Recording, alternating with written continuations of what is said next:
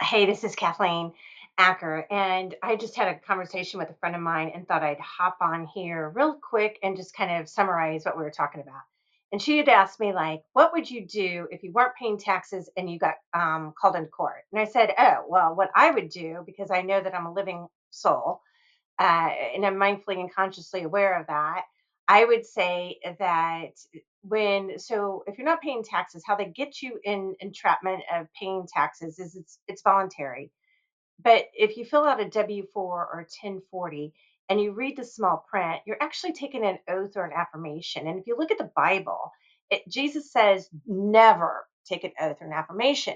Jesus didn't do that when they tried to entrap him and trick him into it. He was like, yeah, not having it, not playing that game. So the same would go for you. So like, okay, well, maybe we did fill out a W-4 or a 1040 or whatever. And so then their theory, from what I understand, from what I comprehend, is that they're like, hey, once you filled it out, then it's good forever, and you have to backpedal out of that. I think that's bullshit. Personally, I'm not giving tax advice or legal advice. I don't do that. I give you my straight, authentic, um, Kathy Acker opinion. So here's my thing: is it's probably only good for 1 year. It should only be good for 1 year, and so the government operate on the law of assumption and presumption, which is bullshit. And in my opinion, totally not um, backed by anything. So I would say, for instance, that so if I did at some point fill out a 1040 and actually signed it because they need your signature, then I'm mindfully aware that entrapment, there's coercion. Both of those are illegal.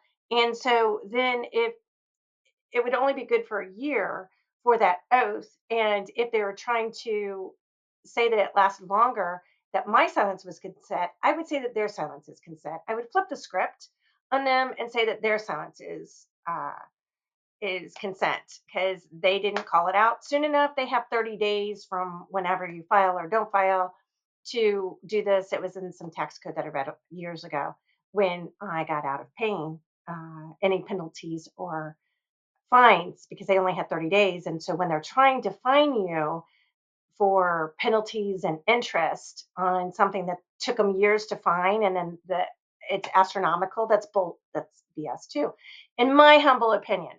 And it worked for me. But I write the men or women. I don't write the title of, CEO or CFO or any of that. Um, they're acting as a title. So I put that the man or woman, Tom Jones, who at times acts as, head, whatever, for principal, IRS or government, whatever, it doesn't really matter. And so if I was called into court, I would say, you'd have to prove that what you're doing isn't putting me under perjury. Because to say that I continued an oath once I found out that it was unlawful, then and I would have to question them about the intention that they had because the impact of their intention is entrapment. I think that it's coercion personally. Um, so could I back that by law? Pretty sure I can. I'm pretty sure we can. Anyway, we could give them a run for the money, couldn't we? So know your standing. Your standing as a living human, not a human. You're not human. Don't ever say human. Just forget that one. You're standing as a living, breathing, sensual being, man, woman, male, female. Okay, that's where you want to be. That's a higher standing. If you're human, well, then you're a hue of a color of a monster, and um, there's all kinds of stuff with that. You can be a human creature, and that goes back to the 1300s and Roman stuff that went on. Anyway, I have all that, and I actually present some of that in my course.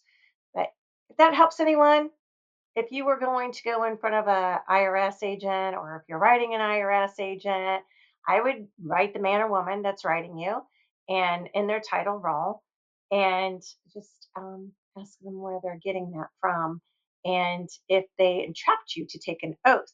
Now, remember, we don't want to take oaths. So there's a lot of people doing affidavits out there. I'm just saying, be careful of what your oath is.